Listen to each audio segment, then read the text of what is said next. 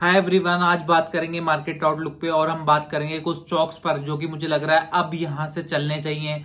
और उसके बाद हम बात करेंगे कुछ ऐसे रिस्क जो कि इतने हाई वैल्यूएशन वाले मार्केट में आपको पता होने चाहिए और उनका ध्यान रख के ही कहीं निवेश करिएगा।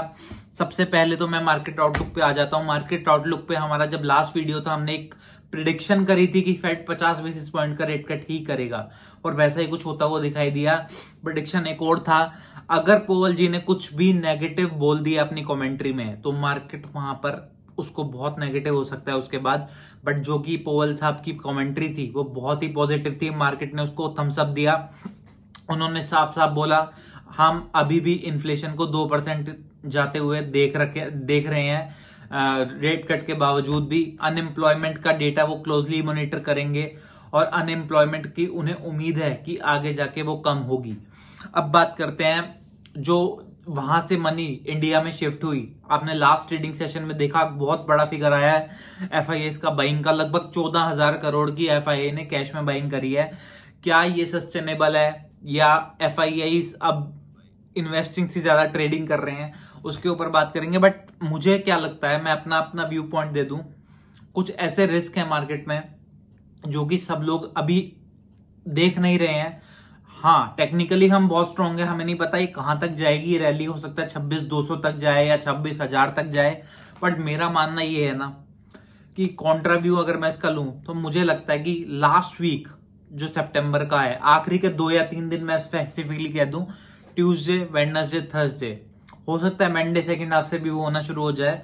मुझे ऐसा लगता है एक प्रॉफिट बुकिंग आएगी। और वो क्यों आएगी उसके पीछे मैं कुछ रीजंस बता देता हूं। सबसे पहले तो फंडामेंटल्स को तो इस वक्त बाजार देख ही नहीं रहा है, वो अपने मोमेंटम में है। वैल्यूएशन को बुल मार्केट देखता भी नहीं है और अभी देख भी नहीं रहा है। जब तक होश आएगा, जब तक सबके पोर्टफोलियो 20-20% नीचे भी आ चुके होंगे, ये भी मैं आपको फैक्ट बता दूं। ये बुल मार्केट की बहुत बड़ी खासियत है। उस टाइम सबको फोमो में आके बाइंग करते जाते हैं, लेकिन जब वो चीज अपनी वैल्यूएशन पर आती है तब आपको पता लगता है कि किस गलत भाव पे हम फंस गए थे। बट मैं उससे डरा नहीं रहा। सबसे पहले मैं बात करूंगा कुछ रिस्क की जो हमें यहाँ पे दिख रहे हैं मार्केट में। सबसे पहले मार्केट कैप टू जीडीपी, जिसको आप बफेट इंडिकेटर के नाम से भी जानते हैं, वो लगभग ओवरबोट जोन में पहुंच चुका है। एंड वो लगभग पिछले 10 साल के टॉपेस्ट पॉइंट के आसपास पहुंच रहा है। और मुझे लगता है अगर ये रैली और भी सस्टेन करती है कुछ और दिन, 2 या 3 दिन, तो मुझे लगता है वो ऑल टाइम हाई पर भी चला जाएगा। अब पिछले 10 साल के, तो मुझे लगता है अभी आपको बहुत ज्यादा डेयरिंग होके आगे बहुत ज्यादा इन्वेस्टमेंट करने की जरूरत नहीं है।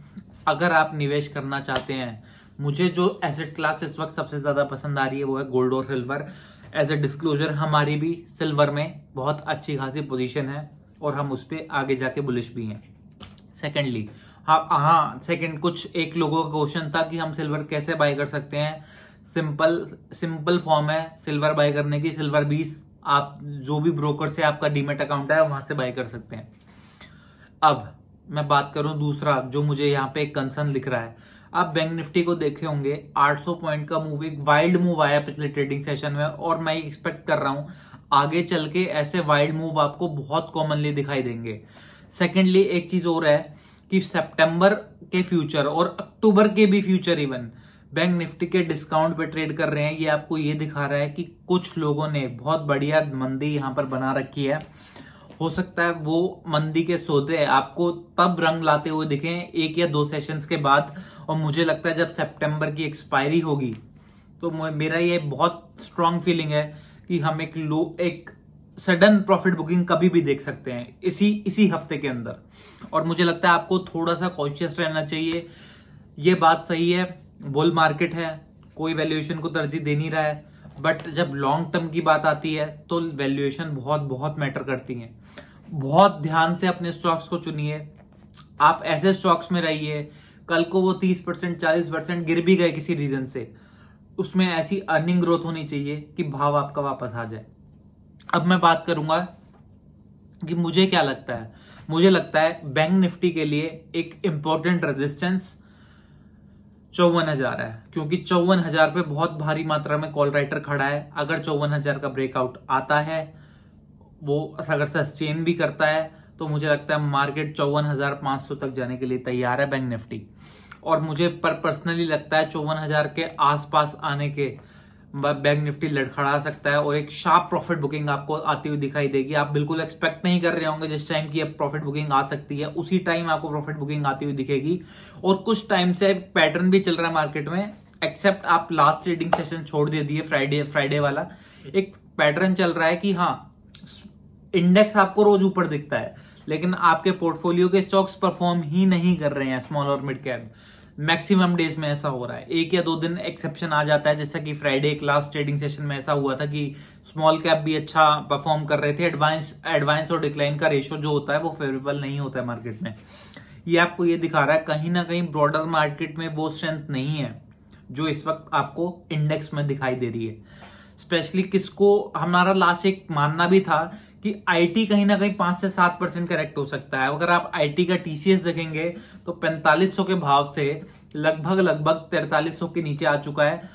और जो भी हमारी उसमें पोजीशन थी, ऐसे डिस्क्लोजर में बना दूं, अब हम उसमें काट चुके हैं। फिलहाल हमारी टीसीएस में या किसी भी लार्ज कैप आईटी में कोई भी पोजीशन नहीं है ट्रेडिंग की। हाँ, इन्वेस्टमेंट्स हमारी हैं, वो भी कुछ ही स्टॉक्स में है लार्ज कैप आईटी में, और 1-2 मिड कैप आईटी भी हमारे पास है, लेकिन मेजरली हमारी कोई ट्रेडिंग पोजीशन इस वक्त है नहीं। जो हमारा व्यू था 5% की करेक्शन टीसीएस और इन्फोसिस जैसे शेयर्स में बन सकती है, और वो लगभग वहां पे आ भी गए हैं। 5-1% नहीं, कोई 4%, कोई 5% लगभग करेक्ट हो गया है। तो मुझे लगता है फॉर द टाइम बिंग जो यहां से मनी निकला आईटी से वो गया बैंक्स में, जो कि हमारा इंडिकेशन था अगर निफ्टी में करेक्शन आएगी तो आपको आईटी करेक्ट होता दिखेगा क्योंकि वो पूरा फेयरली वैल्यूड है। लेकिन अब हमें बैंक में भी एक खतरा नजर आ रहा है क्योंकि आईसीआईसीआई बैंक हमें यहां से फुल्ली वैल्यूड लग रहा है। कोई बहुत बड़ा यहां से आईसीआईसीआई में आ जाएगा, बहुत बड़ा मूव इस भाव से, खासकर जहां हम हैं 1350 के आसपास भी आपको 1320 के आसपास आपको आईसीआईसीआई बैंक दिख रहा है। तो मुझे लग रहा है कि यहां पर आईसीआईसीआई बैंक आके फुल्ली वैल्यूड हो गया है। अब यहां से बहुत अगर कोई मूव आनी है तो वो सट्टे में ही आएगी। लॉजिकली और फंडामेंटली मुझे आईसीआईसीआई बैंक यहां से फुल्ली वैल्यूड लग रहा है। इवन मैं ये भी कह सकता हूं कि स्लाइटली ओवर वैल्यूड है, बिल्कुल है। अब मैं बात करूं कहां पर आपको निवेश के मौके ध्यान से देखने चाहिए। कुछ ऐसा पॉकेट है, हमारा एक ऑल टाइम फेवरेट स्टॉक था। एक व्यूअर का हमारे पास सवाल भी आया था कुछ दिनों से कि लेटेंट व्यू एनालिटिक्स में हम क्या करें। हमारा एक ही मानना था यार, टाइम हम नहीं करेंगे, बट एक चीज मैं आपको बता दूं, अगले 2 क्वार्टर के रिजल्ट लेटेंट व्यू एनालिटिक्स के बहुत अच्छे आने वाले हैं। मैं आज का आपको बता रहा हूं, जब वो आएंगे हम यहाँ पे एनालिसिस भी करेंगे उनका, और मुझे लग रहा है रिजल्ट्स बहुत अच्छे आएंगे। 6 to 7% की क्यू ऑन क्यू ग्रोथ मुझे इस क्वार्टर में आती हुई दिख रही है, और Q3 उनका सबसे स्ट्रॉन्ग क्वार्टर होता है। हाँ, रिस्क सबसे बड़ा ये है अगर मार्केट में कोई बहुत बड़ी करेक्शन आ गई तो ये सारी चीजें नलीफाई हो जाएंगी, और उस केस में लेटेंट व्यू नेचुरली 60 के पी पे ट्रेड कर रहा है, तो ऐसे स्टॉक्स में 10 से 20% की करेक्शन बनना कोई बड़ी बात नहीं है। बट मुझे लगता है अगर ऐसा कुछ नहीं होता, कोई मेजर करेक्शन मार्केट में नहीं आती, तो लेटेंट व्यू यहां से आज 477 का क्लोज है। मुझे लगता है आने वाले 6 महीने, यानी कि आप 6 भी नहीं कहूंगा मैं, फेब्रुअरी मिड मैक्सिमम, वहां तक एक बड़ी मूव उसमें आ जाएगी। शर्त सिर्फ ये है कि बहुत ज्यादा मार्केट में करेक्शन ना आए, और मुझे लग रहा है रिजल्ट्स के आसपास एक आपको सुगबुगाहट देखने को मिलेगी, और लेटेंट व्यू एक बड़ी मूव आपको देगा। 8 या 10% की मूव वो किसी भी दिन आपको दे सकता है, ये मेरा पर्सनली मानना है। हालांकि एज ए डिस्क्लोजर मैं बता दूं, लेटेंट व्यू में मेरी और मेरे फैमिली मेंबर्स की बहुत बड़ी पोजीशन है, मैं आपको पहले बता रहा हूं, और मैं लॉन्ग टर्म में उस शेयर पे बहुत बुलिश हूं। अगर वो यहां से 10-20% किसी भी सीन में करेक्ट भी होता है, मैं उसको ऐड करने वाला हूं एज ए डिस्क्लोजर मैं आपको बता दूं। और वो ऐसा स्टॉक है जिसपे हम हमेशा से बुलिश रहे हैं, 350 रुपए से हम लगातार उस पर बुलिश हैं, और मुझे लगता है आने वाले सालों में वो आपको FY27 तक 4 डिजिट का स्टॉक होगा। ये मेरा पर्सनली मानना है। अगेन कोई भी सलाह नहीं है, जो भी डिसीजन लेना है आपको फाइनेंशियल एडवाइजर से पूछने के बाद ही लेना है। कोई भी बाइंग या सेलिंग रिकमेंडेशन इसको मत समझिएगा। और अगर मैं इंडेक्स टर्म पे आ जाऊं तो हमें सिर्फ ये देखना है कि मार्केट यहां से कहां से रिवर्स होगा। फिलहाल हम सिर्फ और सिर्फ वेट एंड वॉच की स्थिति में है और मुझे लग रहा है मार्केट जहां से भी सिग्नल देगा सेलिंग के, वहां पे हम एक मंदी का कॉन्ट्रा बेट ले सकते हैं। मुझे यहां से मार्केट में बहुत बड़ी तेजी होगी फंडामेंटली तो ऐसा बहुत टाइम से नहीं लग रहा, लेकिन मुझे पर्सनली ये लग रहा है कि जिस हिसाब से फ्यूचर उसके डिस्काउंट में ट्रेड कर रहे हैं बैंक निफ्टी के, तो मुझे लगता है एक बढ़िया प्रॉफिट बुकिंग वाला सेशन कभी भी ट्यूसडे, मतलब इस हफ्ते में अगले 3 दिनों के अंदर मंडे, ट्यूसडे या वेडनेसडे एक बढ़िया सेशन आपको प्रॉफिट बुकिंग का आता हुआ दिखेगा, तो आप उसके लिए मेंटली तैयार रहिए। कोई भी डिसीजन लें फाइनेंशियल एडवाइजर से पूछने के बाद लें। वीडियो पसंद आई हो तो लाइक करें, कमेंट करें, शेयर करें। Thank you so much.